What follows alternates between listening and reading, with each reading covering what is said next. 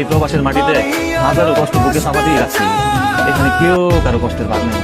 আর কত কষ্ট বুকে চাপাতে রাখবো? বউরে কিছু দিলে মায়ের রাগ করে, মারে কিছু দিলে বুকে রাগ করে।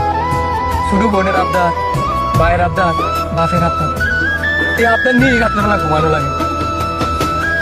কেউ একটা আবার জিজ্ঞাসা করে না আমার আবদারটা কি, আমি কি চাই। এই যে একটা ঈদ আইছি, সবার কেনাকাটা লেগে তেড়াইছি, নিজে লেগে দুইটা হারাইছি না, এরপরও কারো মন করাইতে পারি নাই। আজ প্রবাসের মাটিতে বুঝতেছি একজন প্রবাসী কি কারণে আত্মহত্যা করে। এই যে কাজের মধ্যে একটু ভুলেলে কুফিলে রাখতে পারে, কষ্ট হলে ওই কষ্ট সহ্য করে নিতাম পারি। এই যে বন্ধুরা কষ্ট দেয় ওই কষ্ট সহ্য করে নিতাম পারি।